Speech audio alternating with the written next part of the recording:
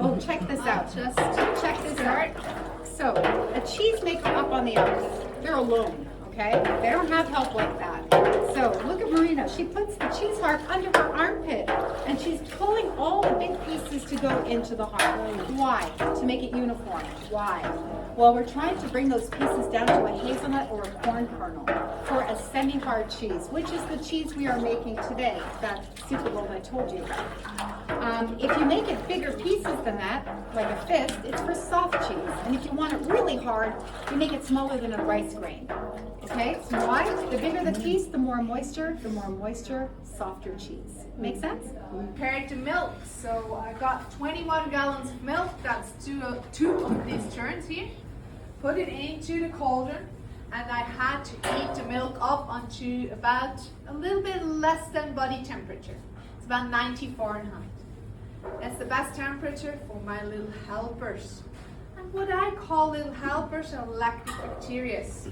Well, this is just water, but you can compare the amount of lactic bacteria to the 21 gallons of milk. I add them into the milk and I let them work for me. Work for about 1 hour in the cauldron. I was ready to add another liquid, just that tiny little bit, into the milk. And that liquid will be the rennet.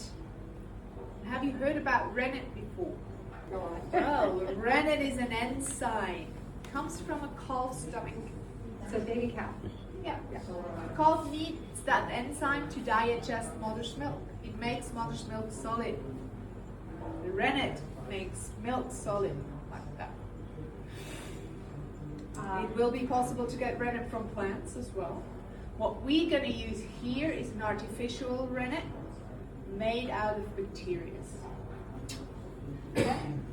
Well, interestingly enough, that's to answer your question when it comes to making cheese. Do you know, can you explain how cheese evolved? Yes. Well, in the early days, we don't know when exactly cheese would be evolved. Some telling 1,000 years, 2,000, 3,000 years. Some are telling over there, and the other says over there. Fact was, they didn't have any plastic containers to transport milk. They made bags out of animal stomachs. Yep. Transported the milk from A to B. Maybe it was a little bit warm. In some bags, the milk went solid, and in some don't. So they figured out it has something to do with the baby animals. It had to do with the stomachs, right? Exactly. Something. And it didn't go bad. The milk was still good. People ate the solid milk. Tried it. That was evolved. solid, but not bad. That was the first rudimentary cheese. And the fun part about this is it took until to the 1960s until they found out how to get this enzyme out of the stomachs. How to extract it, right? Consistency like a panna cotta. That's the perfect consistency. Across the shovel. Check that out.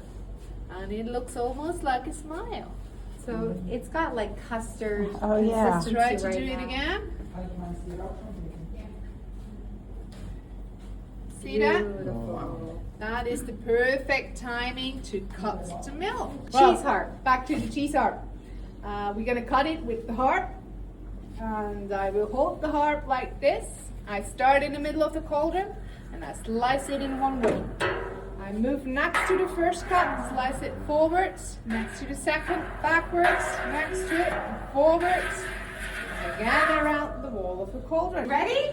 1, 2, 3. Bring it in here, guys. Go, go, go. Woo! Way to How did go! they do? Cottage cheese.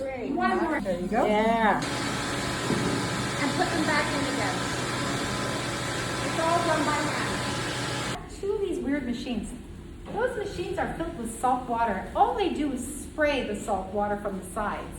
There is a brush in the middle where they brush the cheese top, bottom, and then they flip it. You'll also notice there is no ladders in there.